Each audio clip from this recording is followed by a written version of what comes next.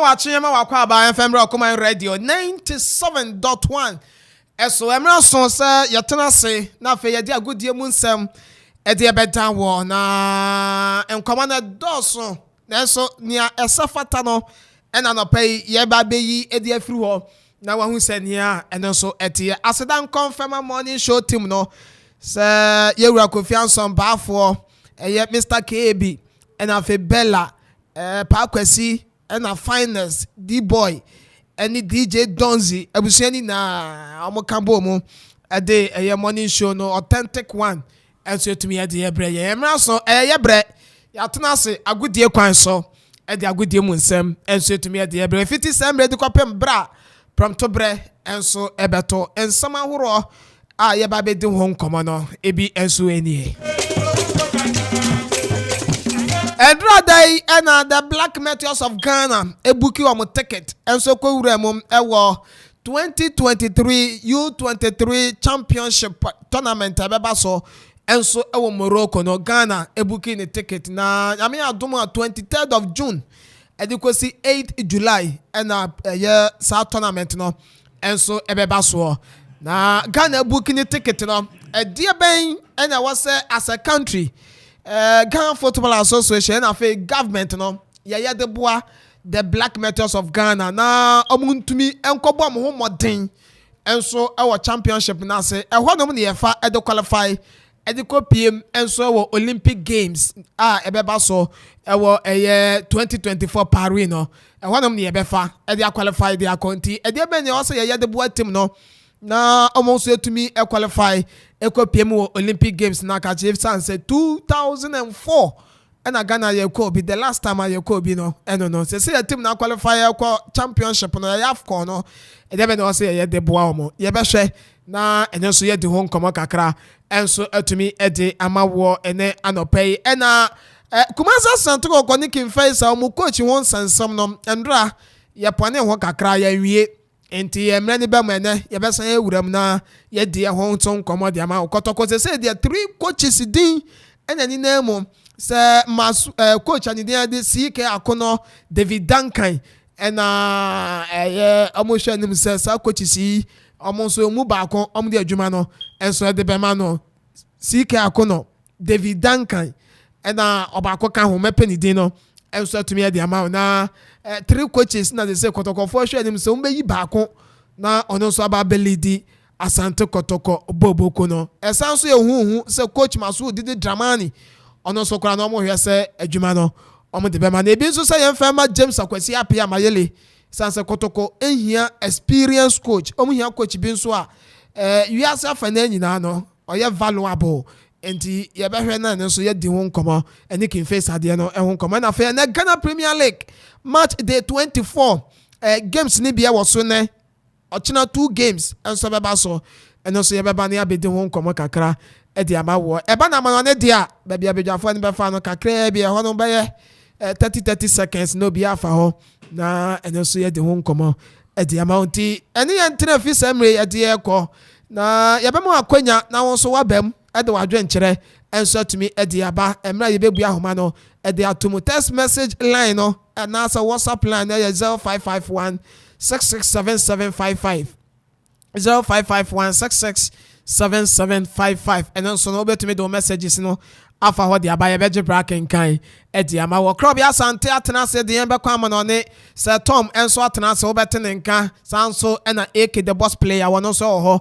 obeteno nka na Medina the Paradise metena mu de ama AK anopay yen ko social media no so Facebook and YouTube Okoman Radio 97.1 DJ Zigby and afa John Mark almost adwuma no enso ewo ho no finest wono programs director hotel and afa executive producer no Mr. KAB wono so share to Tunioma and a DJ vibes DJ Donzi omu na so eta chire anopay any eden samahoro enso to me ede eba bedan wo abusuye wo fie na kabom and eden sam no ede eba yakọ security all there Obed ono so bo adwuma pa and ono no wo duty a ono so ta chire ene edi dwumadi no enso tumi ede ebrebo nti ene yenkan bom na fe yenfa show no enso efemra crop ya tena say crop ya morning pa soro paradise champion mind obati adama me ho ye pa bibia ye kama enti me wa modern ejina me nanso ye pa o si papa mu boni mu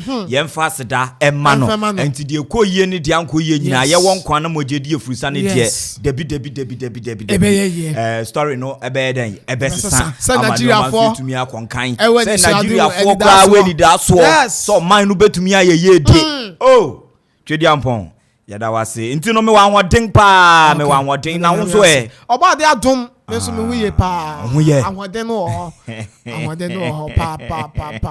pa say de tie bia de yebesom yebesom nti se na ho no ba wo faka na say de bi wo ha usi femu a hwe say environment ne today ni na wo bi ti se ni aye ne de say aha abontin ti me ni ma sa gugu abontin wo hu akire kwa yes nti ye be ye ne sa say dia wo ye no sa na ye be na ansa na ni o ma nyina omo ye de ya ye be som na Oma ni mun den eko.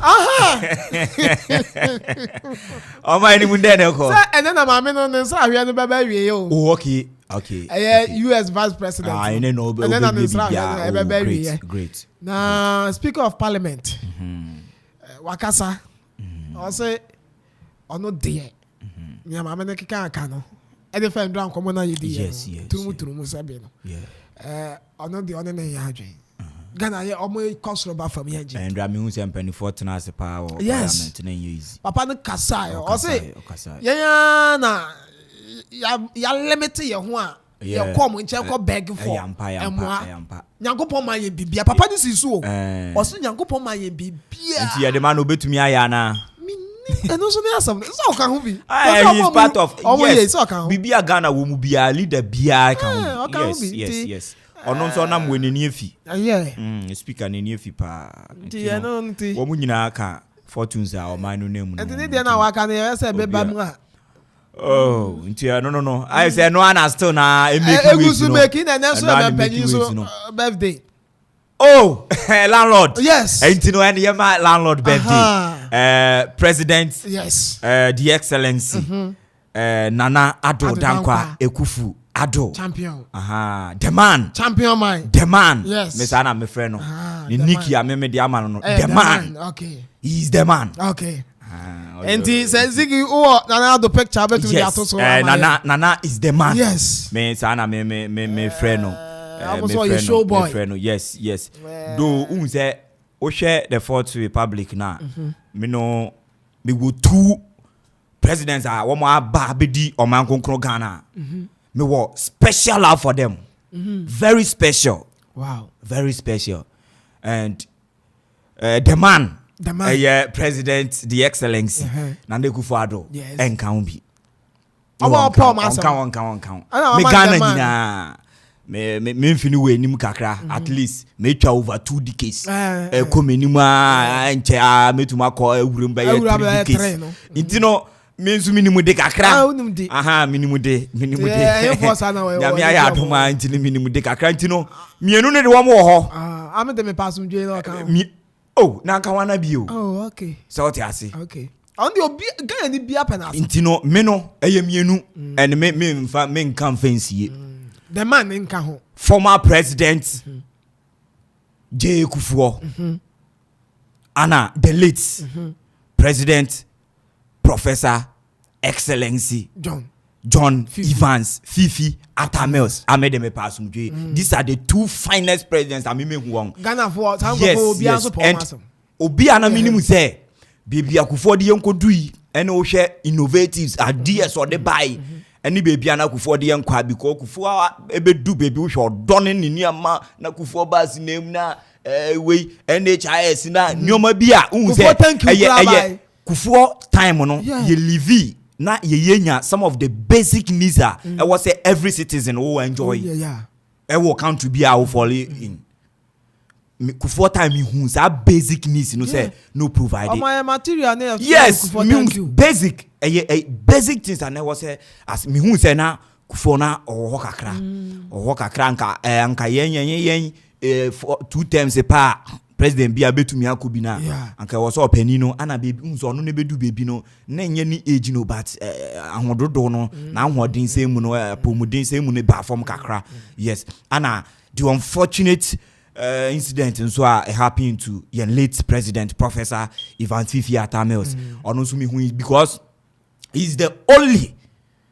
president ayenya within that short period no or make idea here na adwene say anko best san ebe amend your constitution no and Ghana former young abonyina no me number 1 any way bia won beka say bia wo mu je Ghana ni bia adwene bia ni into mind no ye fall short ni into mind no nyoma bi nkoya your constitution no ya cake and outlawed yes emra no a cake your constitution no enyenyenyen se fata emra no wanyi because better countries are one more developed and one more advanced are one more developing nyina no check it time frame one this is one constitution and how one more amend one constitution no ebrini koneni mu nyina na wo say yense sanyoma ba kamia ye say ye haide tete no because it favors yen political route no and one mo so na say amendment beba ejina one mo so yen politicians ya and constitution no e favor them too much itinema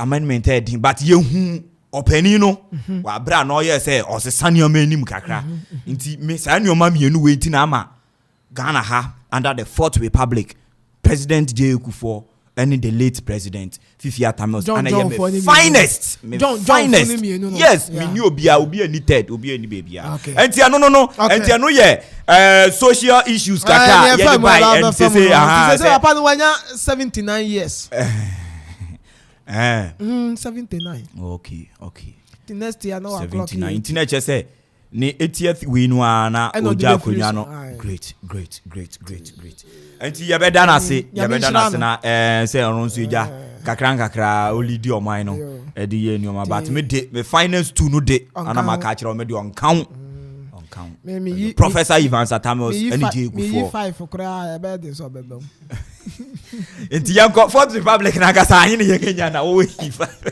yanko family 2 David the men come e for family 2 me come the Goko sigira ka o de family 2 I say you two you come on it Chicharito ahí la tiene Torrado la juega por abajo, el arquero sale, la tiene Gio, no hay arquero, ¿quién le pega?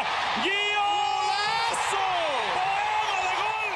Apago la luz y me voy. Right yema abejafo akwaba ema obibia enso aha efam Okoman 97.1 Okoman radio and the Okoman Global Sports ne produce ya de amana ne nsemo a yaboaboa no efi Amanfo close no e de ba be tan yeti for any ahwefo na Kofi Okore Ajuma together with Eki and Paradise Creature nsem ne de gu krata so semen kon content crawl na me fa Amanfo close nsem no enfam be tan yeti for any ahwefo ohwemu ewo in social media handles na jumedi no twegu sese ya kase radio no ababe audio visual and tenewutie no na osanso hwe na unya the clear vivid description of the stories yeti no evidence based presentation ada footage nyina enso twegu in social media platforms and so especially on Facebook and so any YouTube no Facebook Okoman radio 97.1 sanso no ana remo YouTuber Okoman radio 971 YouTube no na wetumi subscribe and come na adoma no wetumi dia to na dwumedia wodo be koso nyina onso wetumi get in touch Facebook Okoman radio 97.1 Dua wetumi like we pia share ama womo e diaspora no so no I get in touch of the show yeti ni nyina enso ede ba edino eye krobia asantina remo Facebook ni dia DJs Gibi the finest DJs Gibi ana ene obo ejuma ni nyina excellently enso ama ni omo etumi akonkan say Kotoku Royals onu so esi akan e wode resource ne basa kama enti say ejuma no patupa left right center bibia e click edema DJs Gibi enso e Nyoma etumi akonkono na ne social media no ono so the mastermind ono so edi echirahwe nim se nyoma nyina ebetumi akonkan na perepere yo enso etumi akonkan ti all the exciting footages awoto etwegu awo yen social media handles ni nyina all the postings no DJ Zigibi ni nsa no adwuma efe papa enso eho se nyoma enso enko enkan eho ntini ebehwremu na yewremu a yebesha ase e free boxing na nyoma etumi akonkan obekaya beye bosom baako echirini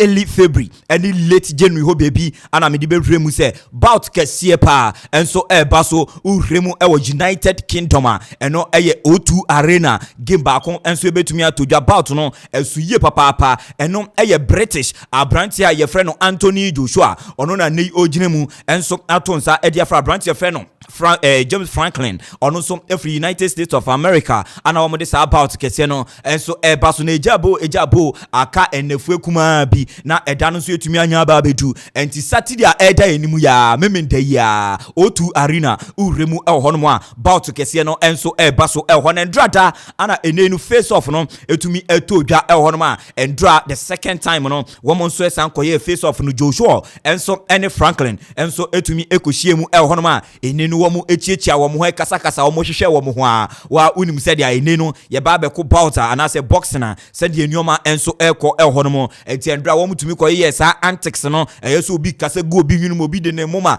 pim obi moma ne ade a kyerɛ sɛ nneɛma ɛkɔ so ndra da no na ɛno nso ɛnika na ɛsan so ɛfɛ n'anumu ana ɔpani a ɛne o host Franklin no ɛyɛ abranteɛ frɛ no Anthony Joshua Nigerian born international British ni ɔnso ɛde nsɛm no nyina no ɛnso ɛde atu gua sɛ saa bout ya ɛba so Saturday no so ɔpani no etumi lucy ɔno no ɔkɔ no Anthony Joshua lucy bout way to Franklin pɛ ɔde ne boxing career ɛba ne wie ɔbɛ retire outright ɛnya de ɔbɛ return to the ring bio enti ɛno ne nsɛm a Anthony Joshua enso etumi di aba betu gua sɛ memida ebe o lucy saa bout no to abranteɛ friend of Franklin pɛ ɔno nso retire from boxing ɛne ne kakra de aba betu gua mu ne mpanifo bi sɛ abranteɛ tɔbo ase o career no sika sɛn na wapɛ gu hɔ tɔbo ase edwuma deɛ eyi o career nyina na wode to see you eye hu papa enti ɛno ne nsɛm kakra amanfo nso aye deja wɔn etutu egum ne ɛnɛ these two ene boxers no ebe meet ene press no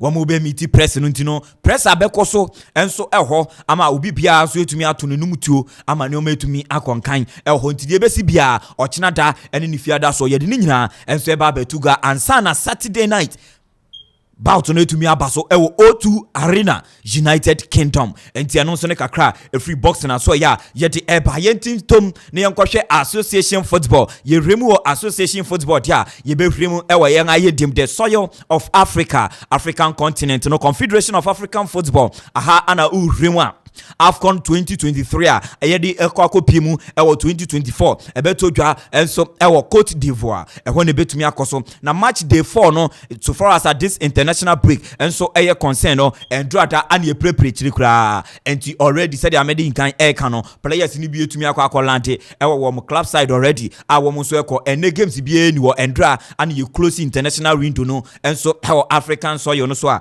yɛde ni nyina ɛba na results audio pia ɛndrada yɛde etwa no say so anetumi ekoye Eswatini enso etina fie ama Kevede ekotwa ne kaba kwa wentumi asimu agye sanso na Namibia enso etwa Cameroon 2-1 na chese ehwe Cameroon a womo modin bo enkonkan kra papa ye friend Rigobert Song oba ye nuoman konkan sanso ana urima Samuel Eto'o ono no ye president enso etema Cameroonian Football Association no enuoman tumi enkonkan enso enfama no and an regime a opani nso etumi eba no tiendrata Namibia no other team than Namibia and a ball mekani mienu a womutumi etimu ba ko Malawi etina fie ama Egypt enso ekosho mekano porpor and 9 ama nyoma etumi akonkan pa ekwo omude dem na chese ball no wehu bɔ kra unhu bɔ eno na ndrada Egyptians no enso eko make sa statement no enso e wo Malawi krom wo ama nyoma etumi ekonkan enso ehɔ Botswana ehye kane mienu sanso na Equatorial Guinea ekɔ ball ne kane miensa na AK ewo player bi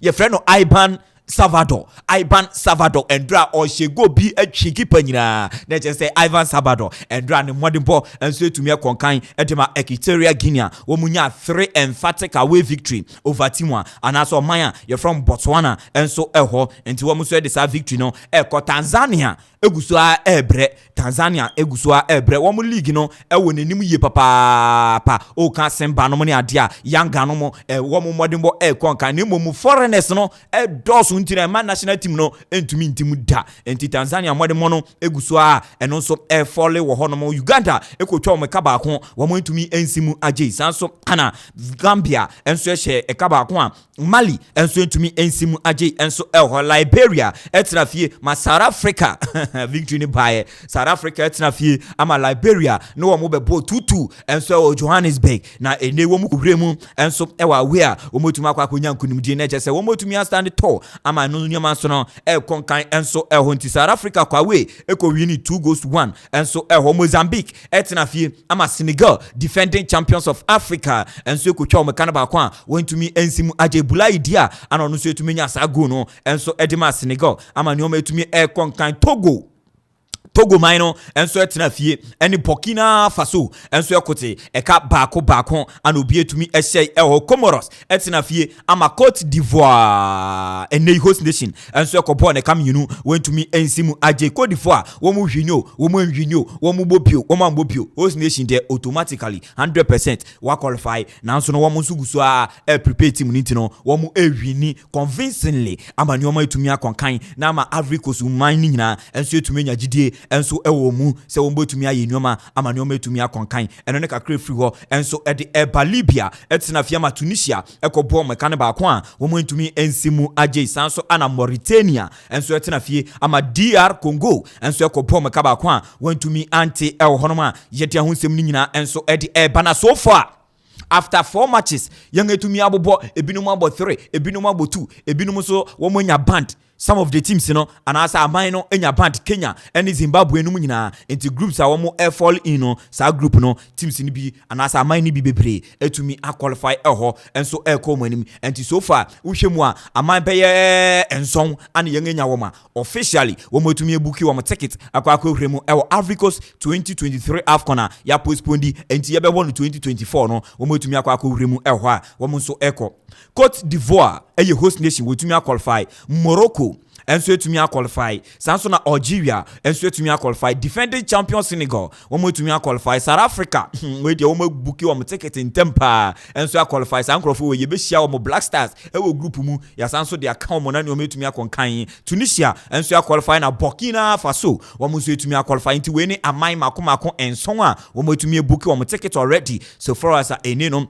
AFCON 2024 and so eye concern do your matches out do be mienu bia ye betumi abona so no wo modern bonti no wo mo Okoman Blasters of Ghana hwenim say yen so dan kwama bia yen so ye betumi qualify na ne o betumi akonkan ene ne kakra eno so free wo buy de nyina and so e de to ga yen remu ni yanko Europe ni yanko share resource audio pia endra wo so e de prepare international break no echikra international break no endra wo mo prepare chiri ama ne o me konkan Scotland etina fia bo Spain eka mienu o mo ntumi ensimu agye score McTominay esi aka de Manchester United 2 solid goals and Abrante ne tumi boy na chese nyoma tumi akonkan edem a Scotland ha wo mo so tumi nya wo first ever victory since 1985 wo mo so nya victory over Spain na chese enino wo mo eguso Okoman Georgia ene Norway ekote baako and obi tumi ehye sanso na wuru ma Turkey etina fie ama Croatia Luka Modric ene Abrante friend of Matthew Kovacic Brozovic wo mo nyina enso ekoto hye nkrofo iso a wo mo bo meka ne mienu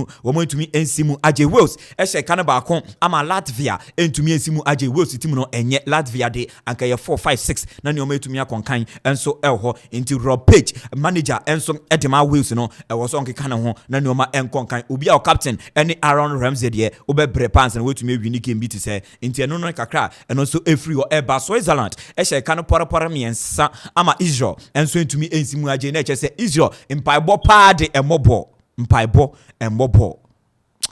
mbobo Israel ena ye kano Israel wo Bible mu Ghana ni Bible mu enso mu nkobobora instead of say mo be ye training na ye nuoma pa na players say yi wo mo akomam esi akan no ana urade dabi anka Israel fo ehona Nyankopon kora kwai Ghana eni Bible mu yanga mbobra bia so for us na bra Jesus Christ eni Nyankopon aye wo mu nuoma no wo mu nkai ha kra wo mu nim ha bebia inti de bia ya edwuma no na ye Nyankopon adom bribia osoro boa de oboa no wa moa ho a mpaibo ntumi nye hwe wo football mu emfa mawo ene ne kakra eno so efri wo eba na uremu a Romania ehye ka ne mienu sanso ana Belarus etimu baako Kosovo ehye baako ana Andorra enso etumi ehye baako eho ene ne kakra eno so etumi epie mu enso ede eba eho a yede ni nyina enso ede eba na ndrada Romelu Lukaku minama bolingoli enso etumi ehye go etumi ede boy ama Belgium enso etumi enya enenu 3-2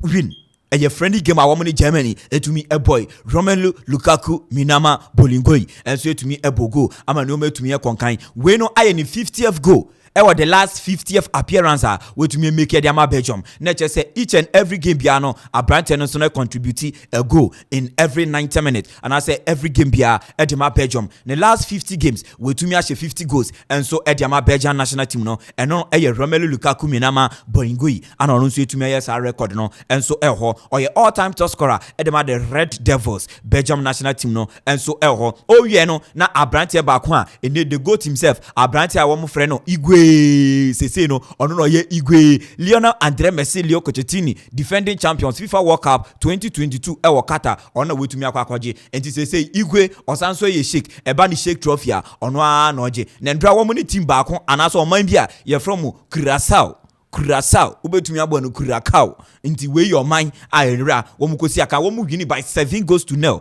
na Messi etumi ebo hat-trick esanso ema assist enso elho we no aba peye Lionel Andre Messi Leo ne career 57th hat-trick ana wetumi abo na chese oguso a etata Abrante friend of Cristiano Ronaldo dos Santos Aveiro so far as a hat-trick enso eye concern in between them wo mu football career no Ronaldo was 62 hat-tricks sanso ana ne yandra da Messi di ba kwa kan enti Messi so no 57 hat-tricks and so ama no metumi akonkan na chese Messi por 5 hat-tricks bo or to say Messi eto hat-trick no otumi equally Ronaldo or 5 hat-tricks ebo ansa na wetumi equally Ronaldo ni 62nd hat-tricks ono so etumi abo ne footballing career when so abaye the 100th goal and so edema Lionel Andre Messi Leo so for us in the Argentina national team no and so concern 100th goal ana wetumi ahye and so edema Lionel Andre Messi na chese no man so no eguso konkan edema branch friend Lionel Andre Messi Leo and so entika kra no so efri ho and so the air panel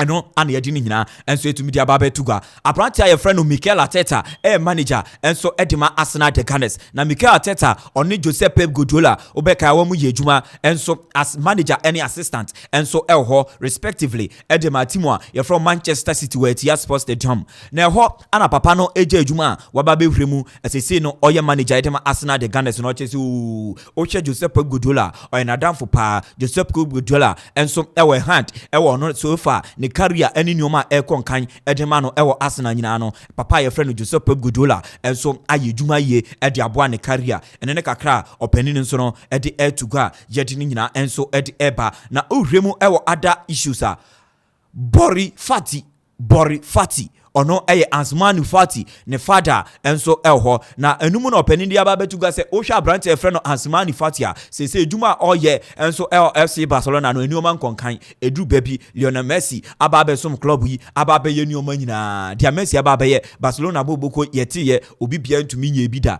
emfa ma team no nanso branch ne call ya ana wo muda wo mechi de kire no de number 10 jersey no enso de ma Asmani Fati said the new king on the blogger ono so eba branch ne ba ye injury ono de enye se wentumi review na emom injuries ni ade na ha Brighton ya ama ono so de na ye expect from him wentumi deliver from FC Barcelona say onye bimbo ukotu hwan Osuma Dembele pray kura wunye bimbo na obetan so aba ukotu hwan ene kakra banjo openi de aba betuga say as to so openi no akwada ye friend Asmani Fati ebetena anaso obekone de eye bre ene nkrabia na betuma kire ni nyina no lies with Abrantia the friend Asmani Fati ono ni agent papa ye friend Mendes George Mendes sanso ana FC Barcelona bobuku no sa branch any service ehia wo mu betumi amanako na se no club edi enimpa ne papa Bori Fati ankasa dia tuga no Sevilla wo mu so wo mu hwenim se Sevilla bobuku no ana wo mu hwenim se no so bebi a kro ba kon Sevilla kro no kro a deyi pa edema wo mu nti wo mu hwenim se nyoma betumi akonkan Hervé Renard resign ono no manager ma Saudi Arabia national team no wo mu behwere mu Qatar 2022 World Cup na say a shock defeat pa ana wo de ma no the virtual and I said the eventual winners Argentina national team no wo mu nya shock defeat bi pa enso ma Saudi Arabia papa your friend no Hervé Renard ana ono so tactically yes ejuma no masterclass winning and this particular game no wa resign na wa resign no enioma eba enioma konkan nyina no hwehwe mu a papa ni nya the French national team adwuma no a obeka ya time a openi a friend who did the champ na kamia say onko ansa na ye tretre ne contract mu e de akọ create 2026 na che say nyoma betumi akonkan enti ohwe nim say bibia tumi si a betumi akọ sanso ana few other national teams enso guso a wo mu nye convinced e wo mo respective managers a wo mo ho enti say so openi no ye free na mmom no odi nkomo enti ye kwa yenim na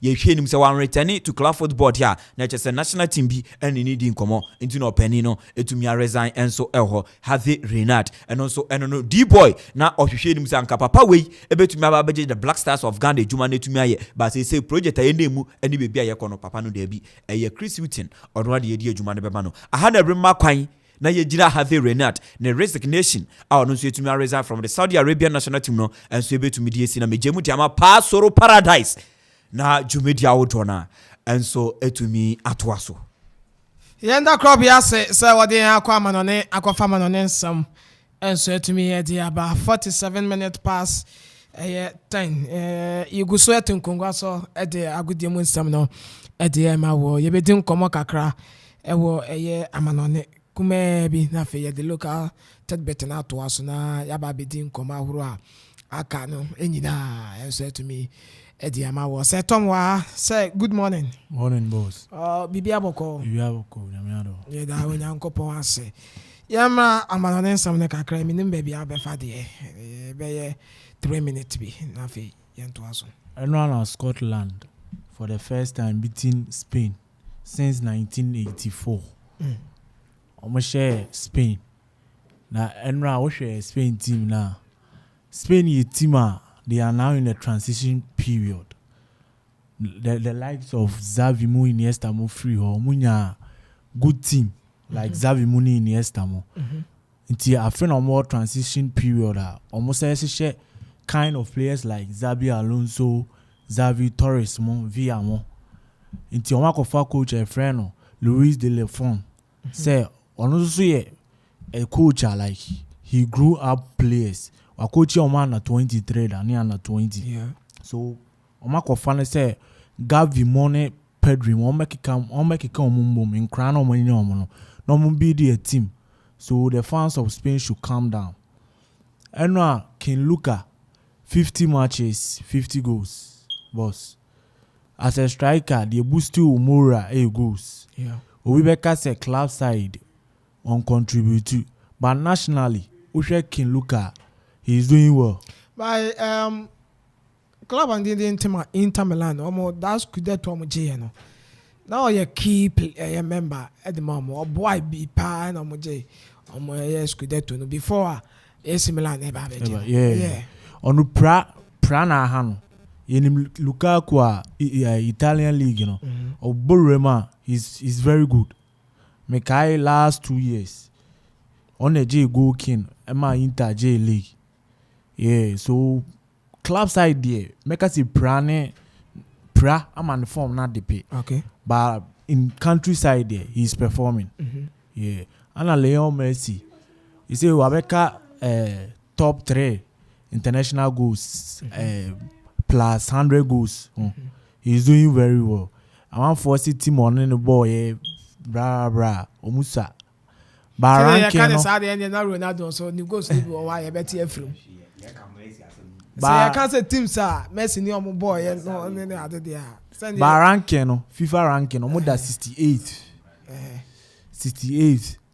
so he is doing well after the World Cup 28 goals and assists he's doing well he's making history okay Sir Tom no okay over back akra wa manone na ya to aso minim ba bia be fa mo die amanone na kakra bi amanone I think say my main shirt Another Spain, Lucy, against Scotland. It was quite surprising to be home.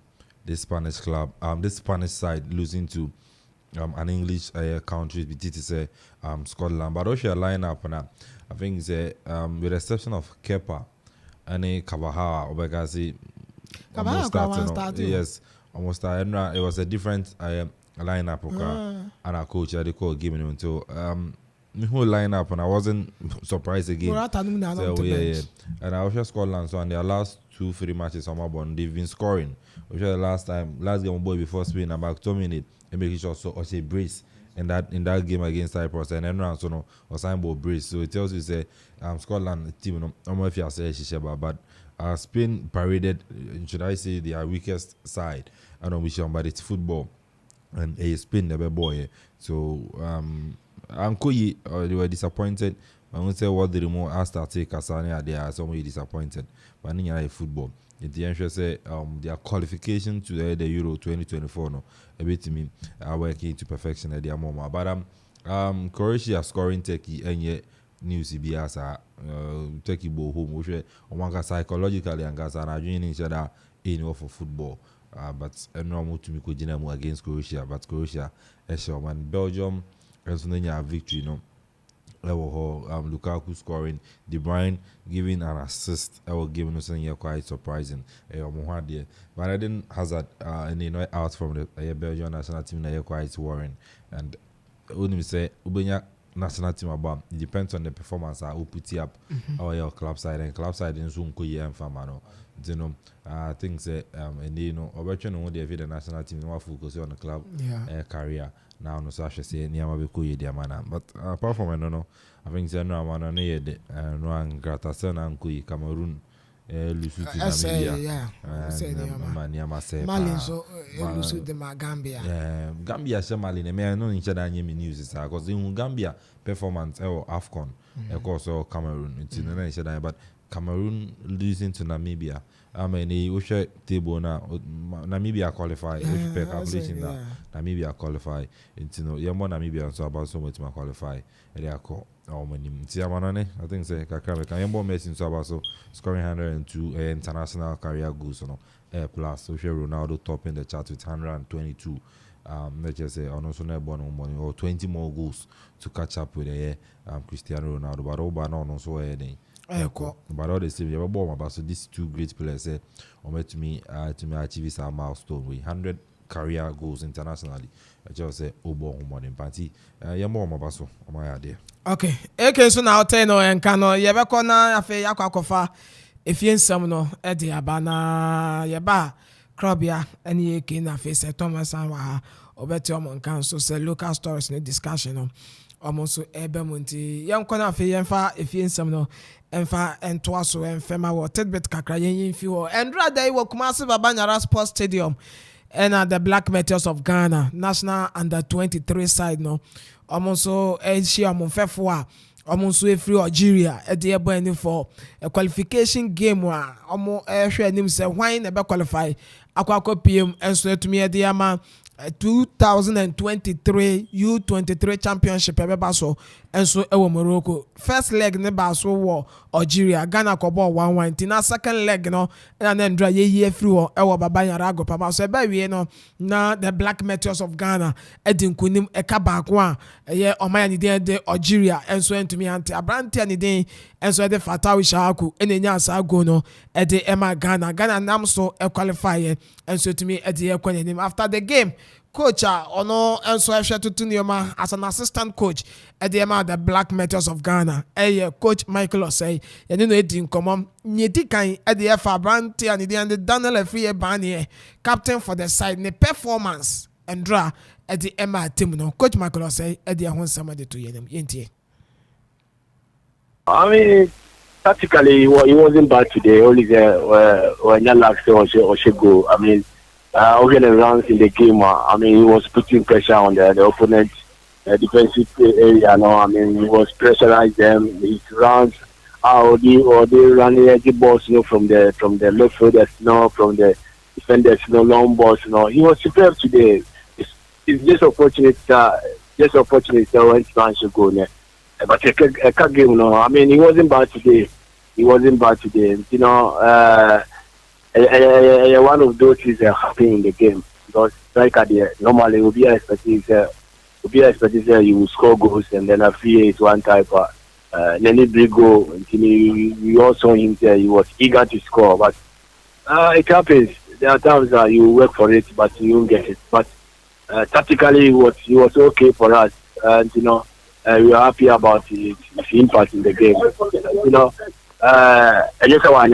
he did well, but only the goal was fine. Way assistant coach Edman the Black Meteors of Ghana, Coach Michael Osei, and our tenor and Kano. Now, was answered the two go actually say Okoman Meteors camp unity no juma den kabom ena edi o magro no enti na omunam so a sankuni no create me by na en kabom ne de e wo de ma the Black Meteors of Ghana. Oh, we are three coaches now. We are all former players, and then we know how the game is. As you know, you know, I mean, we worked together for years, but within short time now, we know each other very well. Apart from saying a coach in Milano, we know each other. You know, we know about the game. You know. Understanding is there. Yet you want to say, I mean, you'll be ready information. If you say we take it. You know, you're happy to you together. Anybody are traveling in Tamco, and then plus team manager here, Abladikuma. We are all former players. I have worked together before. You know, a show player or coaching there. You can see that we are very together. Coach Michael Lawson, assistant coach Eddie Emma, the Black Meteors of Ghana, and our tenant can into say coaches now. Na together with the team manager no omo yejuma in kabom and almost the yejuma eboa Emma Meteors edin kunim ekonenim ye ka Meteors won sam no say so ma qualify Akropong-Akuapem and so Morocco nyame adomo a 23rd of June and U23 championship no shall say Morocco na fe abawi on the 8th of July and so you to tunioma say the live commentary ya baba you do na so won say ya etie na say so far teams are qualify ekono 8 teams say na tie Morocco and host nation or host Twumhene no Egypt ono enso qualifier or Kobe na ono ye defending champions Oko Twumhene no enso yemu Congo we your debut game and as a tournament omo and afe Gabon. This is the second time almost Kobe Ghana so yen second time yeko and afe Guinea almost first time the Eco tournament in Ebini Mali we your third time almost appear and afe Niger almost first time almost at the RPNT Amaya qualify Ecobo U23 championship no Morocco in amdia two and Morocco, Egypt, Congo, Gabon, Ghana, Guinea, Mali and afe Niger ya yes, you bet me. I be ewo mo 2011 and a U23 championship here and so we be bremo hano mo and draw Akropong baba yara go pamaswa Ghana Football Association President Kurt Edwin Simon Okreku na Akropong so on ESCO members ni bi hu Samuel Animado so mu na etro support no edema the Black Meteors of Ghana and afa Ministry of Youth and Sports minister honorable Mustafa Yusuf no so ewo hono mu bie and afa odi wani chema mpanyifo ahuro na control support no and so to me the Black Meteors of Ghana Black Stars head coach Chris Houghton no so ewa Akropong so mu na akwata emrante na chi a qualification to me by and so to me ede Emma wo man no pay ye ka ho and some and so to me ede Emma wo na yemfru oni embra na afa yemehwe Ghana Premier League match day 24 nyame adomo a and the games no ebi ebeba so enso ewo omemu ha na eba so ene ochina say ena nhihye no enso etumi etie edema Ghana Premier League match day 24 nyame adoma ene ewo Dr. Kwame Chase Sports Complex King Faisal ebeshia Karela United ebobo no na omo edi abani sanso ewo Golden City Park no Brekum Chelsea ebeshia Aduana FC ebobo no Aliu Mahama Sports Stadium Tamale Cities enso ne enso Suleiman FC ebebo Inserchere Sports Complex FC Samatex 1996 ebeshia Achimodan Kotoku Royals no mo so de abani 3 p.m. na sa game no enso eba so Mediama wo Takwa Akon Park omni bibia ni Gold Stars enso ebebo na fe Bechem United enso akwakweshia Dreams FC ewo Nanafo Suji Abo Park no mo so de abani Accra Sports Stadium ene Accra Heart of Oak enso ebeshia Accra Lions nyame adoma 6 p.m.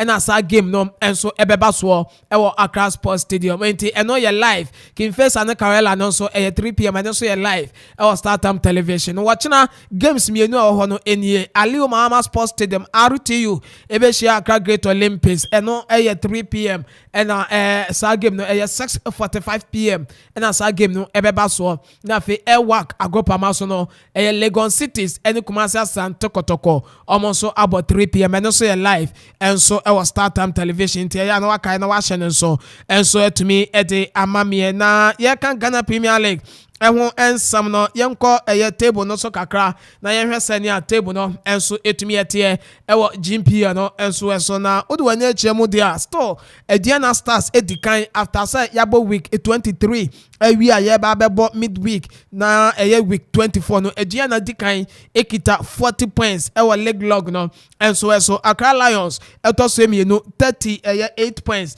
enekito mo Bechem United etoso miensa almost ewo 37 points and so our league table no so Mediama toss we 9 or 37 and afi Bibianu Gold Stars etoso enum omo ewo 35 points and so our league table no so ye call relegation zone no Tamale City so toso dunsia or 25 points dunson ye kin face or 25 points and afi Kotoku Royals toso dun watwe omo 20 points omo so edida ase ono Mizak Afriye ewo top scorers no wono ashe 11 goals or Brekum Chelsea Bobo kona kache 11 goals no washe afi Hafiz Wunta Konkoni ewo Bechem United washe 10 goals edegu atenem Samson Eduku ewo Tamale Cities ashe 9 goals Abbas Samari Salifu wono so ewo Accra Lions washe 9 goals and afi Abednego Tete Bibiani Gold Stars ashe 8 goals edegu atenem na Stephen Mukwala Desi Asante Kotoko wono so ashe 8 goals edi egu atenem anopei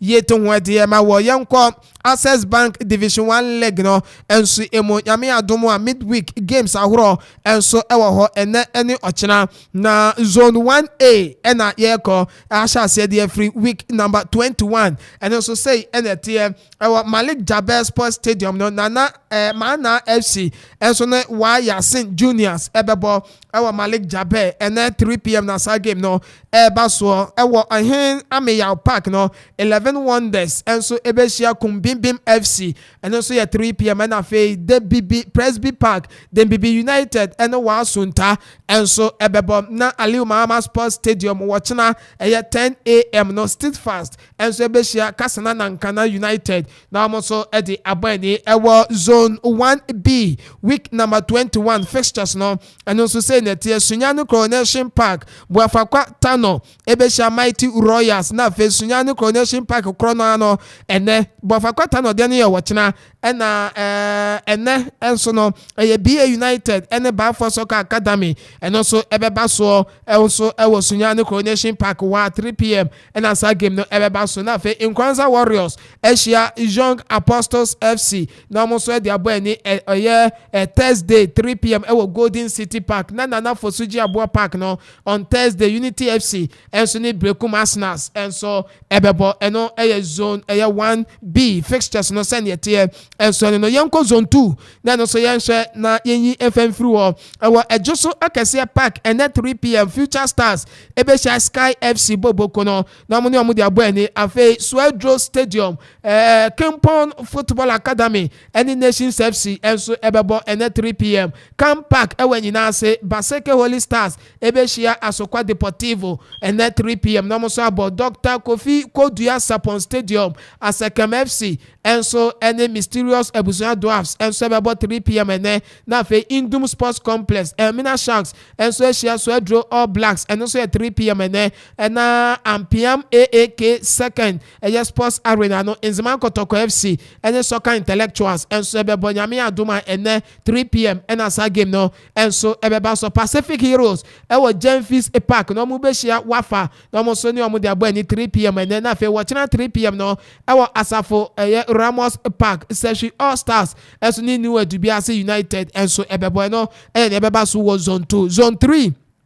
And also fixtures no say ena etm na Vision any Akachi All Stars airborne Golden Kicks and Airborne Tama Sports Stadium also ebeshia Tama Youth nyame adomwa sa game no so ebaso na also the abani afi Ankiti United and so ebeshia na God FC na also the abani na afi FC Nania and so ni A5 Rangers ebebo Crystal Palace Akosomo also ewo Akotech Park no and at 3 p.m. Omni Voter Rangers and so the Accra Sports Stadium Atram Divise and so 3 p.m. and Omni Heart of Lions and so the Bonafe near J Kraku the second sports complex no Koforudi Asepe fa and so Liberty Professionals no money at the abone watching at 3 p.m. to do Mighty Jet ewo Tema Sports Stadium almost ebe trefeni Susubri BSC and so at the abone to way matches awo and so it me at the Emma Access Bank Division 1 leg no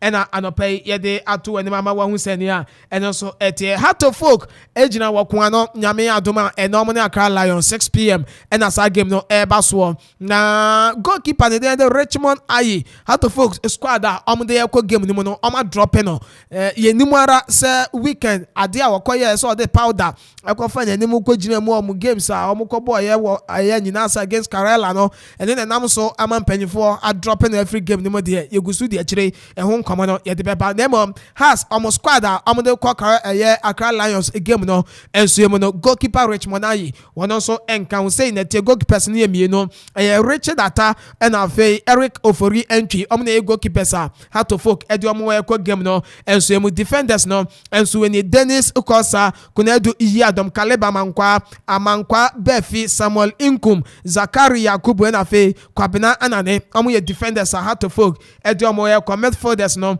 Eric Eso Jordan Abrantandidi Jordan Otanga and afe Don Lenda Intaje Pfizer Adams Enoch Esubonten and afe Gideon Asante Dinho also any midfielders Hato Folk edomo attackers no Clinton Apia Benjamin Yoke Isaac Mensah Abet Diego Ende and afe Victor Edu omo enso ya attackers has edomo Accra Lions game no enso when 6 p.m. and as game no enso be baso ntika national so enso to me enfama yen command dos bebre e wachire na ye de besi na fe ni aka mu bia no emrepem no ye de enso atumi e de aba na ya ba beto aso enso e wa ha atumi e de amawo ye bedum komo ewo ye local stories no ahuro no ni nyina mu na afe wa husenia and also etumi ete ni edikan ye sha se de free the black metals of Ghana o makache na ya wuram ewo Meteors o qualify eko Morocco yi akwakobo championship yi for Africa no edie no wo se ye de boa government ne de o man ne de and afi as a football association no omo de ne na wo se ye kan bom de boa the black metals of Ghana so ye be yankunim de no be kɔ de amom na second time omo kɔ tournament we no anye bia no ombenya position ya eso eni enso tournament no enso ase na mpokra na Ghana ebetumi qualify ye be wura first 3 name na fe ya qualify kura ko wuram enso ewo Paris 2024 Olympic Games no edien na wose ye wia na fe ya behwe Ghana Premier League games ahuro ebeba na kotoko Nick Infesa almost coaching one some no ye wuram kakra club atana se min chase FMFree no the black metals of Ghana club ya yankwai. Well, so Lumeda was it. Will be a very good afternoon. Good morning. Yeah, very good morning. Yeah. Sure. If you know, yeah, well, barely 11:09. Yes. Into no. Yena bibi anso yen koso kama. Paradise. Hey, probably I don't know. Yeah, it's you. But yeah, easy cry, but yeah. Well. Andra, I think this particular week in Ankasa no, in terms of football, the Oman Konkro Ghana, Nijen Kwana, and Srew na wo ye nyina ye nim because from yen senior national team modern boy wo mo ebo they are qualifier for the 2024 AFCON ebe because we Ivory Coast no within that frame no ana U23 so no ebo ho modern e hwe ni mu se wo mo nso AFCON ebe koso e U23 no wo mo nso ebe tumi ayeden a qualify na the ultimately 2024 Olympic Games in so wo mo so be tumi room na say these are the two major in the tournament amaye no and I say oman konkro Ghana ye hwe ni mu se yen teams we no nyina betumi abo ewrem na de nyamabre oman no in terms of sports and so elho and uhwemu a endra game no atumi akọ so it was a second leg aye nyina ye hwe ni mu se how technical team no womo betumi afa especially Ibrahim Tanko being the head coach you know womo betumi afa coming against team no Algeria mine ewo ho abra na womo akwakonya resource ana sefata ewo OGS very difficult home ground for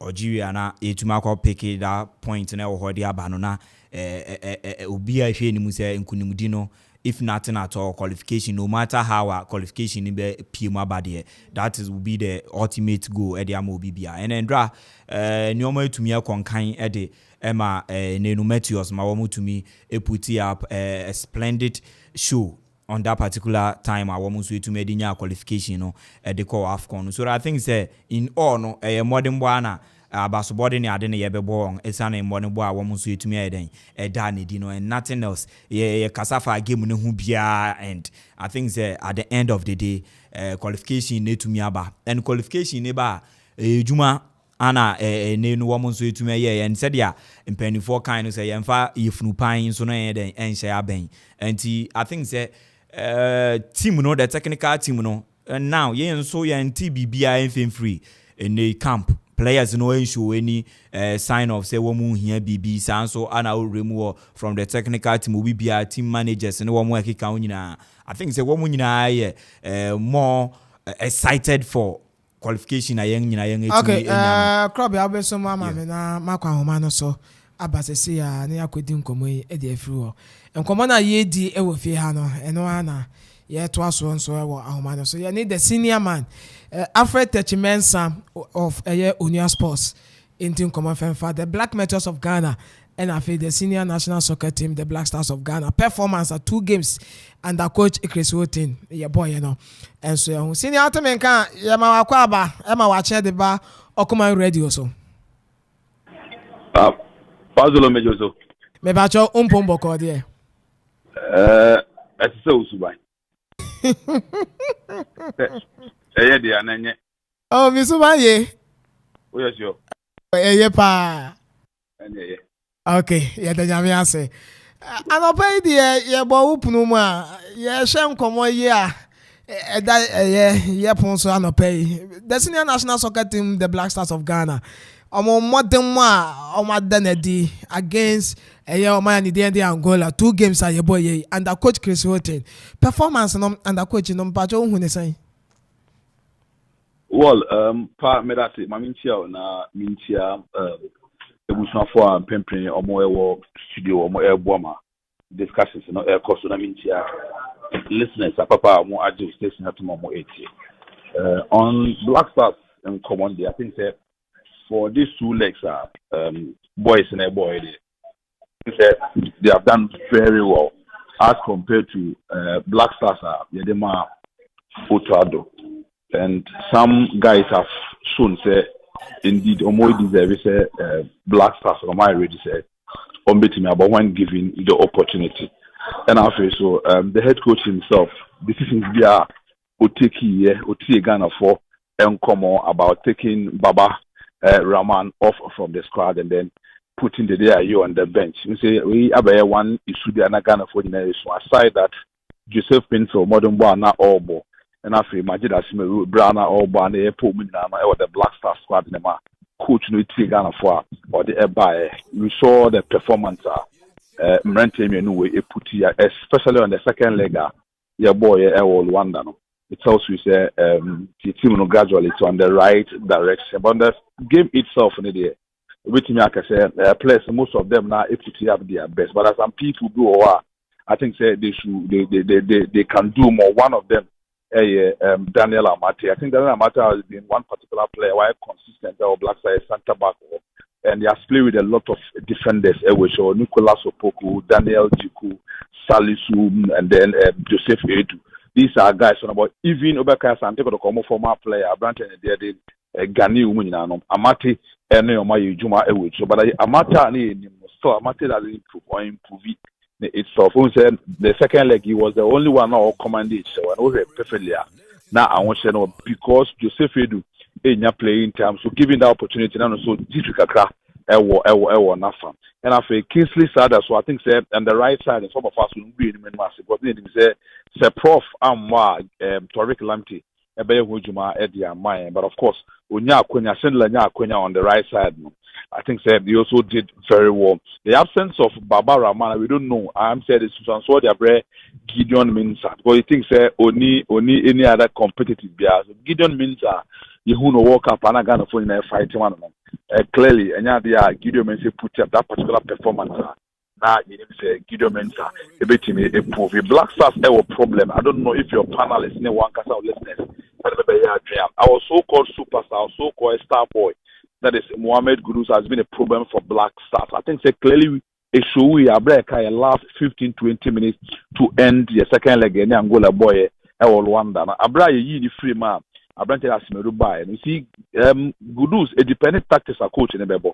But oh boy certain tactics I don't think so be here good. That is why now currently Manchester United coach Eric Ten Hag or Ayasum not only so Kudus no be on that particular a creative midfielder. The American say Kudus one player up a ball nikuta too much. Obet me kuta ball no for about 1 minute, 2 minutes nikuta no. All lusu ball no fine fantastic. But be someone say tactics be na ball. You hear one the queen makwa kwaya de. And yeah, whatever we the amount what the amount say Ghana airbo group say force number 9. I think say about one kit in a boa. So me feel say we be so much more because me personally me feel say Gurus Black Stars be here for super power so force number 9 so that we can allow Edmond Ado, Madida Simeru, Salis for them to be doing that particular creative job for us. And yes, I would also be a bon or Okutabo on the knocking to me that connections there on that particular perspective. Thomas Partey has been calling for 2 pivoters. So you name what exactly Partey, Yama Partey Abo, Elisha Usu, Partey Abo Salis, Partey Abo, this guy Edmond Ado, the first leg, But so Partey, you know, Arsenal, you said that everyone saw. Black Stars. So Black Stars issues need there. Basically, I think say gradually coach Keith Hilton and now Kwanwa Oko la line Ghana for personal con. If only say Papa on Ghana say influence biara and manafa obetimi sa manas. Bibia sa dia trust me. I think say and I'm betimi I very well them Black Stars for now. Obibeka say also Yamfa Kudus and what force 9 no. Say you used know what that area now. Inaki nom and Antoine Semenyo no almost your bomb way. Mina Inaki a fantastic player. It is not easy for you to be a consistent La Liga for close 7-8 years. And Dante we currently call La Liga Karim Benzema, Ebia Lewandowski, and then one this Aspas or something. I don't know if I have the name right. Then you come to Inaki. These are top strikers. World, the second-rate league. We are say, part of them. He has been consistent for about 6-7 seasons. Onye the striker Udiago, but about 5 matches. Productive work Ben Inaki Williams said, is it because the coaches are not using him on the right position? Is it because midfielders are not creating enough chances for him? Is it because midfielders not pushy and also unknown position itself? And we don't get it. Inaki Echo club level, a little bit bad. He's doing very well there, scoring, creating chances, taking on defenders. But you have that quality when it comes to Black Stars. So it's a question a technical man has to do with. But Gurus are perfectly on the highest level with the champions of our force nomana we make impact on the LDVC and so our force nomana we make impact. Nomana ya say and trust in the second leg coach if you so commit me there or starting on Amfa Inaki started several times. Amfa Jordan Ayew up before number 9 for about 12, 13, 14 times. Or find it difficult to put the ball back of the net. You have now another position on the right wing, the left wing. Oh yeah, there. So if still you potent striker, you bet me believe when say if the going gets tougher, you bet me the ball not trapped in my mind. That's a still you go so rely on Antoine Semenyo and then Mohamed, what do you call it, Inaki Williams. Personally, I think say Gudu's position. If Gudu's in the world, we will get an equal player. If they are not about Gudu's level, we bet me get close to the level of Gudu's work so that they can do that creative work for us. But Mohamed Gudu's not doing that creative for us. The same thing comprises to Kamaldeen Sulemana.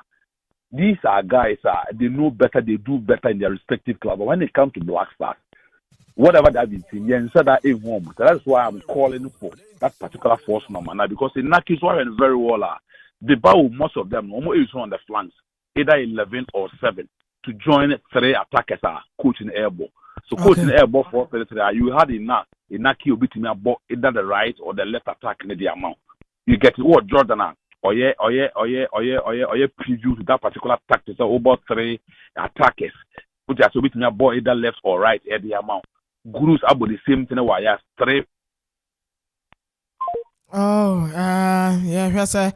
Yen sabeka yen ya no na fe yen no awie kura enso ewo ahoma no so na ya se am pra chiri enso ewo efie ha no mu se enkomo na ayede star 787 hash and American for the ma wo se obefa phone no esanse say adwuma sam wo krom ha ayeden enti amaska sam so aye bibia ho o star 787 hash na ehia ne se obedi scanner fe ni o ma konkan to fa phone na wa dial o dial okay yen to aso ewo ye senior man enso enche na yen wie kura nti Mr. Fred na wo to aso na ahoma ne drop yen pacho yen ko yenim.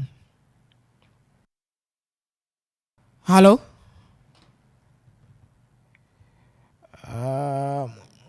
Hello.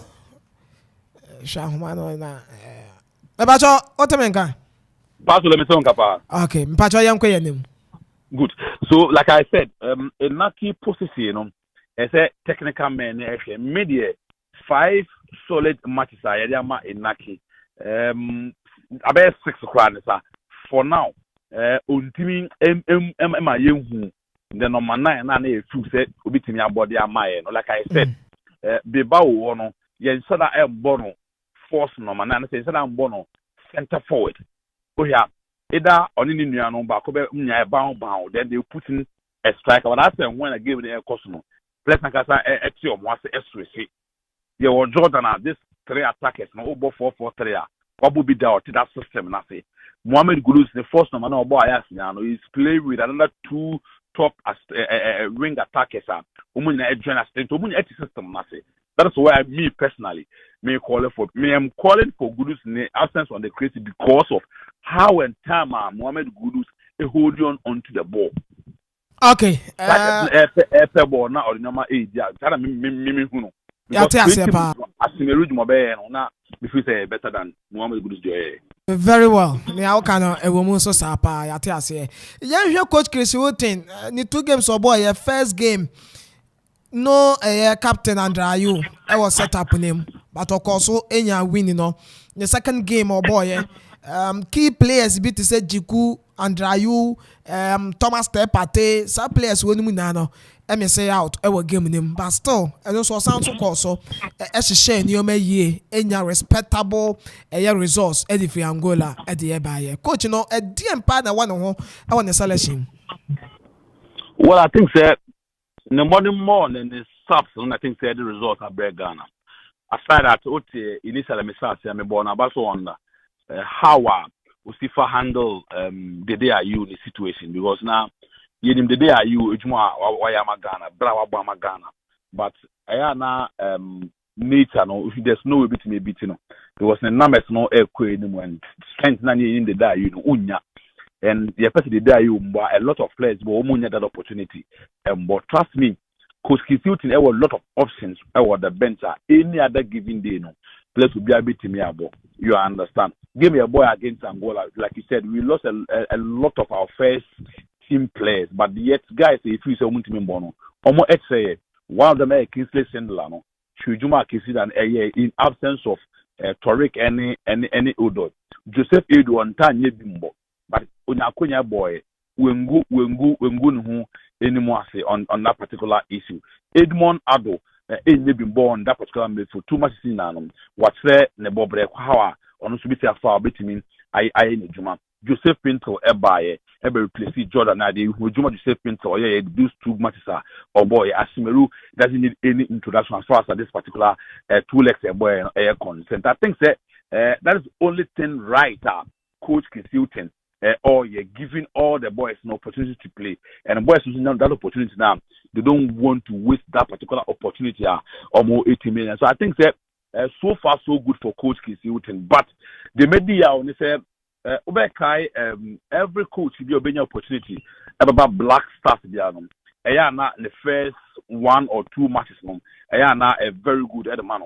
Obekai Avram Grant, the first boy against Gabon. Yes, Gabon 3-1. Coach Kwesi Appiah, or the second coming, or say Ethiopia, I think 3 goals was 4. If my memory sends me right. CK Akono, the first game, also we need 2. What I said, Milovan Rayabat. The first game Zimbabwe or Somu 2, a convincing score line. You understand? Otado or by the first game against Nigeria, not a tough game do, but he was able to at least give us a good result. So we feel that Kisiut in the first game 6 points, picking 4 out of the 6. I think bad. We should give it them to the doubt. But I just like the way we take you on a good season about the own balls because Black Stars easy say we may take some certain players be out of the team. It is not easy. Yeah. But that ball's not carried in the winning of the air and some of the best also there. I think they are best successful for Black Stars. Okay, into when you said the way forward, no, Coach Chris Woten or the Ghana Beko Bosha Assassin also. Very difficult to be honest because bro, you are players so by you need team. That is the most important thing I say team almost here. No more SRS or more air work out on. Say your place you need team build the team. Maybe we can do something. But there's any individual I think say and I'm bit me and then players should put it to the players and say Ubia new Ubia any starting lineup on the line so about the Black Stars boys on the page of said about because Patamon it will Juma Salis any friends Edmond Ado. Yeah. What I say? Jordan free me. Joseph Pinto say but bit me about Jordan. Next time you also want to get an opportunity instead you say Pinto bit bench or more year or bit me to be paid home so you understand. Yeah. Salis to but Juma Jikuna Amata and so you need but any bad. Joseph Edu so bad. That's it. So I think that it's a case or the side money will and like seeking Kwesi Appiah level one Avram Grant level now. We know almost ready to know and we don't have some more. On club level, I'm to bench man is some bar. I mean yeah Black Stars name said that and go up from my. Okay, yeah, that's our Black Stars issues. Young fan no see what Yambra Meteors and qualify for a U23 championship basso ewo Morocco no and so for the second time a year koni but near Ghana for na share ni mun say yeah kono ye be kwa yade near to me qualify akọ Paris 2024 Olympic Games no 2024 ba na ye 20 years a Ghana Eco Olympic Games. Again, I was the boy team, no, son of Bayasa, and you saw the one, you bet me. Well, I think the Metro team, personally, almost surprised me. But many surprised though. Some of the players maybe has done very well to this particular team, so are disappointed Ghanaians. I think that a free banner should be up and doing. That's the way Macano several times said, if free student wait, say you've been a penalty. Now, so many opportunities in the area, but we are finding it very difficult to utilize that particular opportunity. Danlad, I say, indeed, or a national asset from under 17 Wafu, under 17 Afcon, under 20 Wafu, under 20 Afcon, would win HMR, and then some tournament, Afcon, or just an opportunity where a Black Star match, they were all World Cup, and there, but was qualify Ghana Air Coalition. So all the runs in Ghana Japan. Sheseva, Danlad our first leg, or it tells you how our team bringing in Fatau Isaku. I think that is the level of Fatau Isaku, not Black Stars. Sometimes you can say you pray. Samuel Etofils, or Sasebo Cameroon national team at the age of 18, 19 years. Ronaldo Dalima, as I say, Brazil national team at the age of 17, 18 years. But I never played down all that Okoman to be in that particular shoes. But they feel Fatau has been given a lot of opportunities to Black Stars, but it's not delivering. But only Juma Fatau this major setup more fast, game looks easy. And the Juma boy that is in the level. So yenya botman man pray the baby said in on the next hole coach Ibrahim Tanko, Michael Osen, of course, but we ran the Gordon Trump. So much to the sense that some of us a Broya game any and Morocco, Egypt, Congo, Gabon, Ghana, Guinea, Mali, Niger. These are countries are basically are going to face them, bro. Every single team there is beatable. Once I hit me at Algeria for say we can beat them, we can beat Egypt.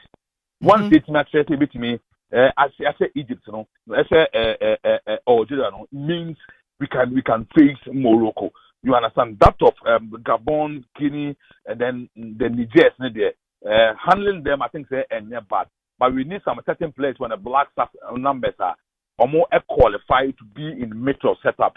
If the clubs have more kinds of opportunity, I think Mohamed Gurus 22 years, but unqualified to play because about tournament June, July, I guess we have 23 years of which unqualified. But Kamal didn't show up. Felix Afenejam, Forik Lampton. These are guys I think I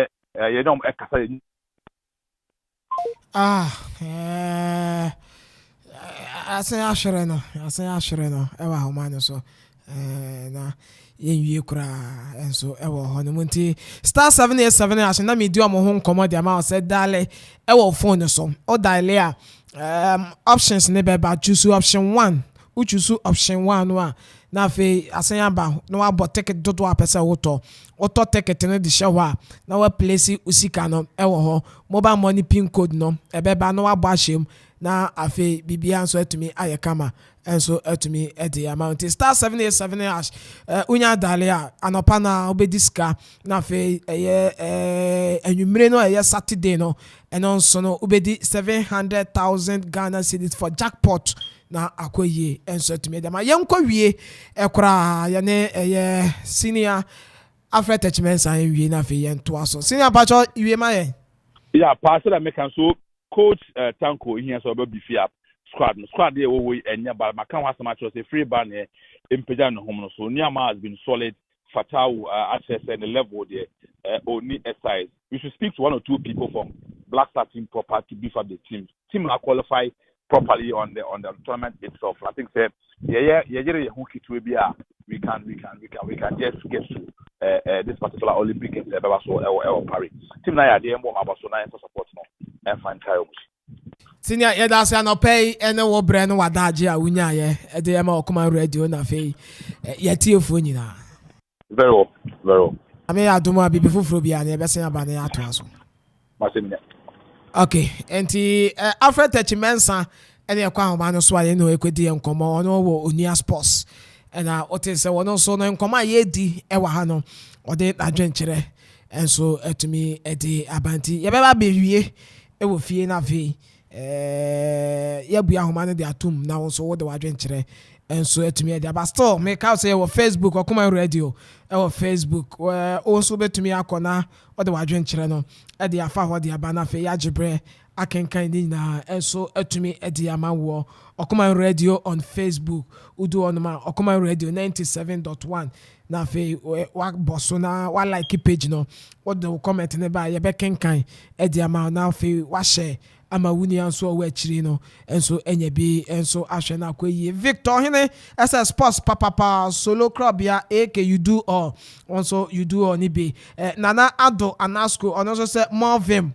Yadasepa Nana Kwame Perry keep it up I'm with you guys okay Yadase and so any will message out there but Nana Kofi free ye Nana Kwame Perry the finest on the Obama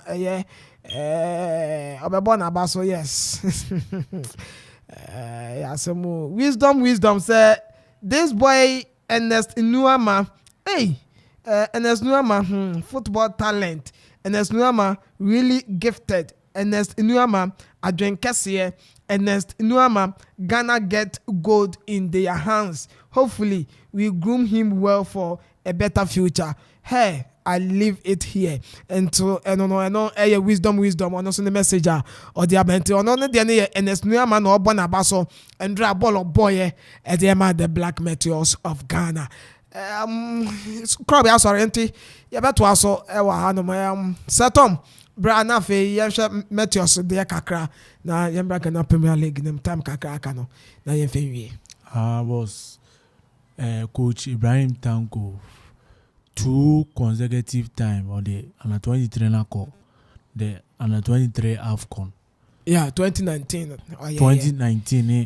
This year. Yeah. Why had the power for on a few weeks na or the training players and last week ran 8 players was included to the team to abone home on them pa afenejan say na busiane the manager kasa chere no onye the only player wabo qualifies ya mfana tournament EBS February 2006 na hindi amona na ebo qualifies World Cup qualified be drew on the different players na bebo ye okay it say kasa chere ni pa ana ba ni so ye manage opportunities and he played well but no timi the hu here no timi enyema as a striker oninya chances be press and call the ball to net but the composer no timi share that boy and Niaman so we are very good. He's one of the players I say ni kono super okay ana isaku like ni level any I say nyanto boasie ma no oni Ernest no ni afenejan mo I say nyanto boasie mo na nkakran kransa no matima dru so yen kai 2008 na the day you know ka AFCON Blasters team no yeah but yesa ma ne corner chi under 20 under 20 be captain under 20 yen kakran now see the day you nti enye om kakran kra ma yen prekope ma yen form nko senior side yen nyanto boasie ma okay to nature them okay I know say Tom the answer I know okay Bremwe Meteors ya qualify here ko championship name again I was say the boy team no na ni Ghana for next chance Olympic games no ye be ko the answer akobo your home dey no e betumi abam senior ma me na was na minchia etfo bi me na ahwefo mo join live on Facebook Okoman Radio 97.1 I'm like your page na I'm comment na mo fengo na afi I'm share na fufuro nso no enya bi nhwe Black Meteors and against Algeria ewo Kumasi Babayara na je senkunimde ko edemai na Ghana for dudu na nso no ehwe nim se sa results na beba and to me by my mention same free the technical team no headed by coach Ibrahim Tanko going into the second leg and as even to this game no now ehun benya say coach be already a squad Ghana for benya GD ewo mu and indeed offer squad of no na mpa chose Ghana for GD ewo mu with the exception of Felix Afenajana on internet and to me am join team no but the coach didn't show my dey etimi area aba players of by the likes of NS Nyama making the debut and so them ne man Ghana no now it was so exciting Ghana for say even when Branty and next Nyama Fatal Ishaku getting experience from Black Stars or born under 17 and under 20 where Black Stars are gaining experience but here with the Black Stars and so when you experience in the idea through and looking at the local players are joining here and the likes of Dominic Nsobila, Samari Salifumo, the likes of Aaron Issa, Money, Samuel Ashikwe, more than Ladmo. These are players that when it comes to the Premier League and looking at their age and the mobile Premier League in which I say I'm modern mono Soro, the title and Dominic Nsobila. Enra to be honest, he was my man of the match. Oshebo Dominic boy and it tells you say I dream more that or mature in a game and your control midfield with a partnership with Abranta and Emmanuel Esiem no na efa papa so players in the technical team near more family call up a squad na ebenya GD and these are the best players and they were looking at their age, you know. Best players are coaches, you know. It will turn sa referee onya the support from Michael Osei and Gordon Atram munyina omo boama na the selection. Now, Yambashe game, you know, itself. Your first leg mo Algeria kobo 1-1, which are now Ghana for Dudu feels a respectable result. A result are a bit boy. Coming into the second leg, you know, now team no I boy they know to me I was trusting Algeria because over the years they should have Algeria na 23 no so mu put up a splendid performance when about such competitions and as such matches, you know. It's near ko give me Algeria say yebeshe and I wish line up now. Na difference kaka I dey abemu wo hwe Aaron Isel coming in for Gaston Randolph Samson free ba na e ba be start and so no e wo team no mo a na e cho sampa coach ene abrese obehye playing 4 attackers obo NS Niama Fatal Ishaku afiri ba na arafin so no Abranta ne dey Samari Salifu ewo these are players are omujira mo na so and wo hwe Samaria he has scored 8 goals this season in the Ghana Premier League for Accra Lions and Bani Eko Zurich, you know, Afina, Opeki up in Kakaka, NS Niama with Norgisland, yeah, dear Papa, and Ishaku, and so Sporting CP, you know, and so born home body. I think say we had a great game. Get to me a victory, and the most important thing, and they qualify Echo. AFCON as here. We way forward and say solo what your coach Ibrahim Tanko wakasa bebre na ebisa ne say ne say do so Kudus mo ebetimi abai no was stating very clear say for Kudus a very difficult the amano because obey available to Ajax Amsterdam and no sure the calendar no anytime ever call Olympics say a duo na you break it a race season they are fine but they do on a season because there's no way I say excepting Kudus Mohammed, Nero will play for Ajax Amsterdam. Ajax will be Jano. Say on and Fama Black Meteor. So, into your coach, me sure say, fear now, Konoya plans. I mean, sure saw the Kudus can and Debbie. Would the only player me feel so be available for us and will be Kamaldin Sulemana. Kamaldin definitely will be part of the squad because Omubi San Kamaldin, you know, when denying with the exception of Kudus, you know, there will be more players to fit in a squad. I call AFCON. You come out so near Dina or Finajan begins to do start time, you know. Now, Casa because coach Chichimo on any agent, the manager, and a Casa and the manager said the boy is not ready. And in the say, we do start time, you know. Now, Felix Afinajan are ready for selection. I saw they are called AFCON. We need to qualify to the semi-finals of the AFCON. Now, your Monremo Olympic Games, which is the most important thing, which is the main target in here. Yeah, cause our AFCON yimu. Send a baby to qualify for Paris. Now, I say Olympic Games and all. So I would say if any more meninko or home in player selection, players say Freba Matthew Sakachi. Say Kebi Woha, among claim few. A Kebi Woha, among claim few.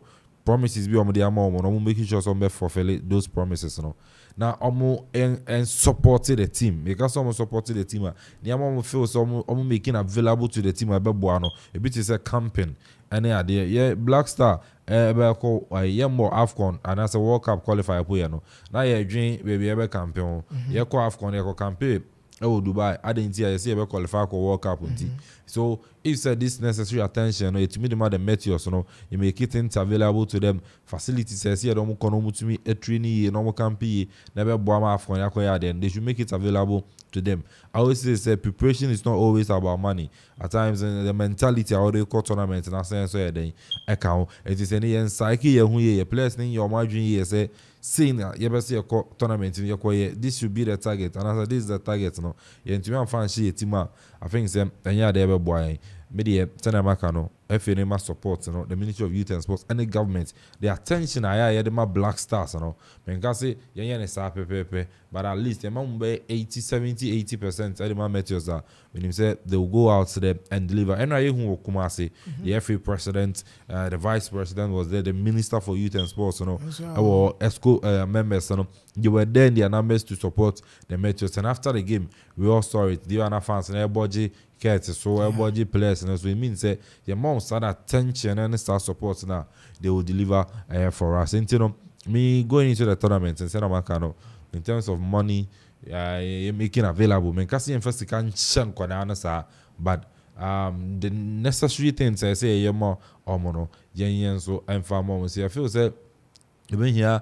additions be ABR technical minds be about Bekanwa because you say Coach Chris Hutton on or head all the national team coaches you know on or head into on also any advice you know on to me at the Abeboa your Bernard Lepe being the technical director the F you know on so about bit me about Abeboa that in Nigerian in him there as supporting Ibrahim Tanko and Michael Osemo send and Korano so no a bit my match prepared and ready for the tournament, you know. Meaning it's a tough one. Okay. But preparation wise in the year, you couldn't be able to call the Black Meteors of Ghana. All right. And also you're good. Ekin out in Ghana. Yamra GP or no so. Na yamra be doing but then run also kotokone confess a issue no ube uremu kakra. So minute be kakra. Confess at the end of the year, Jimmy Comblacko. Yeah. And any omuguso list there no Ignatius Osefosu Edi and Sonom Edi himpa no front runner almost share him so meet me I'm on Sakano media I've said it several times and I'll continue to say Ignatius Osefosu any bad coach but the hype where he started from any baby I will do say you know I think Sanka by now was on one in him can first a struggles or move come and then your move musiciano I don't think that Ignatius Osefosu and the right person to make you mafi situation and it's a difficult moment or move they need an experienced coach or also no trademark and I want to so they should sit well plan or technical team no so and as a committee be no good research and as a good search send a proper coach no be to me do my survive relegation can first as I come coach back only 1 year 2 years no more in the number of coaches can first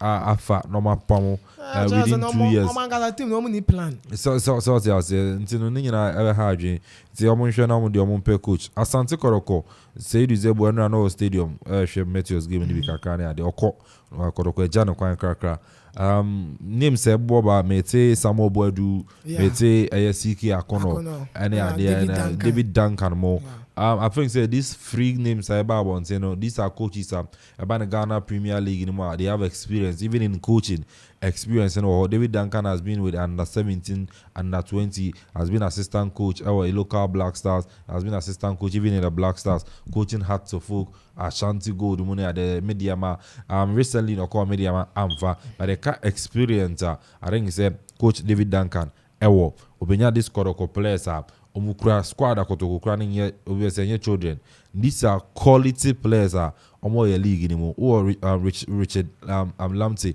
or Rashid Noti or Richard Boadu or Stephen Mukwala from Uganda or Stephen Mfege or Enoch Morrison Danlad Ibrahim Sharif Mohammed these are players Augustine Japan with Justice Blame these are top players your league in here timinya paradio munyina na unya experienced coach not see a system na say Ghana hana I think so Rebecca Juma and David Duncan one of these coaches almost no more players obetumi dey here Juma yes Samuel Boadu well from Akropong Folk omujana kwa he won the league at the moment GFA Cup back to back into no so na gain match experience coming into Asante Koroko me sure say o sure do Samuel Boadu what my Akropong Folk and it's say Akropong Folk supporters a pen as no more budget so abribi no na ahofama na odi ye adwuma Akropong Folk no eno na ne ba ye e wa Asante Koroko na obeka so a professional yes I understand but do we be even with players no to me move from their club to a different club or say go heading say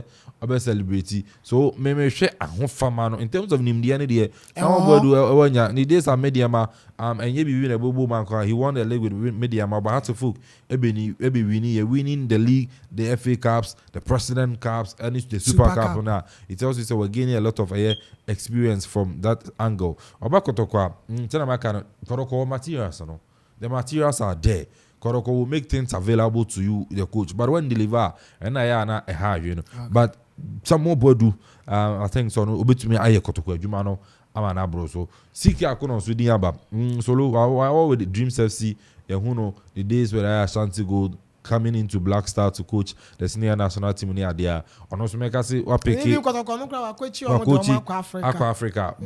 When Timeka say was senior baby again baby, but CK Eba not CK alone, all the coaches Eba no. Yeah, my mom that free will no.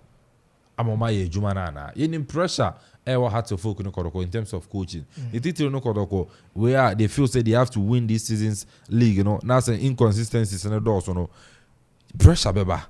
But I only hear coach Obejana and so no the board management sa akasa confusion there no affected the Juma. So I think say these 3 coaches on Modia but Mubia ebe to me I Juma but okasi me choose obi obe fit koroko Juma no why ye ni ya solo no doubt I think say Oshe coach CK Akona I feel say CK ebe to me abe kotoko Juma no the kotoko achieve ni omo pese omo achieve no cause in terms of experience among these coaches, you know, yes, David Duncan won a name seniority, you know, or won a name since CK. But CK is everywhere all Black Stars, taking them to your friend is saying Afcon near there, no, was everybody, and so I think say Koroko Juma open, you bet my year, no why in year, I will go in for CK Akono to pick up the job of Asante Koroko coaching, and you know, no, and may work things out. I didn't go back to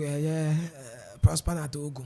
Well, solo minunya near my course between Asante Koroko management board and I think so coach and the Ogum. You say I was doing a meeting, a virtual Zoom meeting, and I over Sakasan Ebaya coach and also elbow anjo so anokoi. You know, problem between management and board.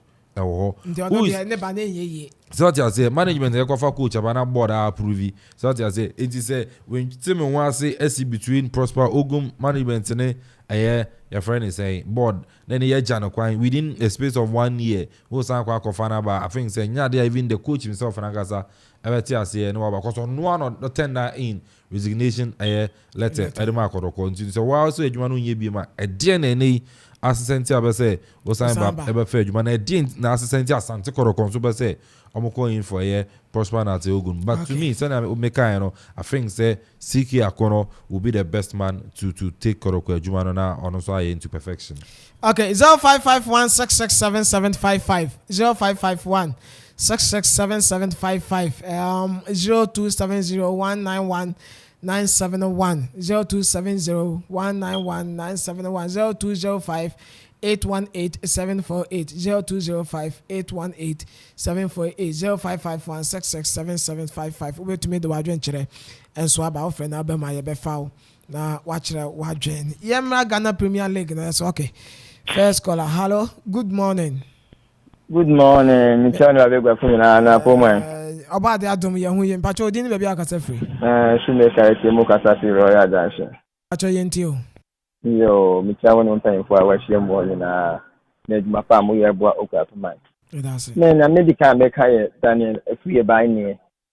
Ne chances andra onyan na go 19 man. Oh, and Messi and Ronaldo and what did you win? Football is a more keeper. And what did you do? What does the way great? What to put any man? I'm not about planning it out. For instance, that a free is a person calling him the only answer in your and I got a coach's problem. So, what many side they can prefer high school now or quite somewhere. Think what maybe percent of somewhere boarding and I can need to be your okay. On Shira one so 0551 667 755. Also be to me the word here at the Ghana Premier League. Eke yan tackle kakra na Sir Thomas Umbrem na yen fancy. So Ghana Premier League and midweek I mean two matches. Beche United at NFA Dreams FC. Eddie Aboyni a big game papa Eddie ma Dreams FC Oshe Dreams Echo Bichema one time the last time picking results were about 3 seasons ago 1-1 and so and I think Oshe the kind of former Bichema United equal this season although man will lose back but already compare Dreams FC Bichema far ahead as in Dreams FC and this season Premier League, you know, they are top players, you know, Emmanuel Avenio, the likes of Branton is school secondary boy, you know, okay, Hafiz Konkoni. There be secondary school, you know, you're very saying. Clinton Dodu. Hafiz Konkoni, former, you see what pick up, you know, I just say I know a thing. So I think say bichim. Emmanuel Branton Aaron Esa no me missing the services, but all a chiro Samuel Seku for our infinity Francis. Oh, I don't think so. Bet me if you come outside, could be Chimasa Kobo. And known to me. What's your Francis Chanemo? Ewon Finfia. Now the compare Dream says here. And the Dream says lose some top players, you know. Abrante Ejenim Boateng, our injury. Ali Husaf, our injury. Semba, our national team assignment. And so our ho. Samson, Dede Ishmael, and so national team assignment. Our ho. So I think say a very difficult for Dream says to go. Bechim to pick up a point. So definitely I'll go in for Bechim United to win that particular game. Had to folk and Accra Lions are on crying 6 p.m. Well, had to folk. Also winning. They have to win because what about 3 matches? Abveres Obobo Kotoko we no omunya victory be here. It's also winning. Now the pleases are supported so I had to folk into the title here Obo Accra favorite grounds. You know say Accra din die at the amount of folk whenever they are playing our the Accra Sports. Yes. And to Abo Kotoko no Abo Kotoko okay. No Kolusu de ma Karela. So I think say I was say Omuntumi and Yomuniama if only they want to challenge for the league title no. I have 5 points and as you see them between any of the top league you know so no. So when you want to catch up with another top now try and win your home matches like this. Accra Lions they are very good this season, but I think say had to focus show their superiority over Accra Lions and their area and then you Accra Sporting. Koroko and so any Legon Cities channel I think say Ewa channel be kan wasem and so na ya to aso but mami di manu si mami birthday wish we na me nkwanza na eja aye happy birthday and confirm Nana Efia Insura Ansa. Nana Efia Insura Ansa and then the birthday ne maame so we no ne maame Obi anti Obi so we no sanso na ninu aba keto akra aye kike almost say almost we she Nana Efia Insura Ansa a happy birthday Insura happy birthday and confirm so Tom Brem kakra na fasina fi so Kotoko league winning race no and last week Ana Ediana ne RT board draw 2-2. Na Ediana about 40 points. Na Kotoko 34. Ka Kotoko share mediama. Ka Kotoko beba 37. Kotoko so outstanding game. Yeah. Ana brekum Chelsea ne Venze Ediana. Bibia timisi. And so bibia betu say derby game. Derby game. Bibia timisi. Because I remember ka Kotoko betime league. Sabuno derby na Ediana stars to me. They are Chelsea ni beche mu no eba no no dey ontumi zanka be advantage ama for Kotoko no muso tena di Kotoko dey ana Kotoko problem you management ne board but problem ano Tokwa you too much and how to choose their coaches and recruitment and the player be ano asije about Zebo am go find by there Zebo there on can you Zebo. I gotta go for them pardon who. That's why I haven't seen you. In fact, Kolokotim no more problem. Is that Tom Chiani and which are Madam for Randolph. Now, person a quick announcement. Salem Basic School. You see, Omat take crèche. Okay. Yeah, inti Owa Krebi from 6 months going now. Obi timile na ba Salem. Salem for. Okay. Inti Salem wow. Wapa. David, on the way chile kura or actually. Some bon numbers. Sao.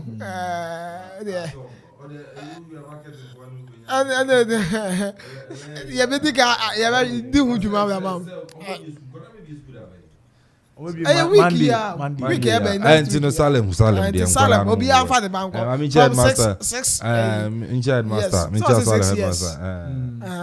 months. To be afa the bank. Ira ye young come the nija. Yeah, now for news na to as what you can crop ya sante na face Tom Wenka abia poku na me na fe okore ajima mote chire na Mr. KB executive producer DJ Ziggy on Facebook and YouTube and Mark John and I feel Donzi and vibes so muna chire and then some no at the by yabusu any na yabudi yanko midin at the paradise me trem where the ema crop AK the boss player and also at the GD no and support no bibi adema ye na di dwumadi no e de ba ye kwa di news no to aso na mom NCC fo Heart of Folk NCC na amosomo wo ye awukugwa no munhia ohene ba Joe na ono so nkomo bi e ho no se onemo ndi NCC Heart of Folk NCC amowo awukugwa munhia ohene ba Joe na onemo ndi ye enkomo ahoro news up next.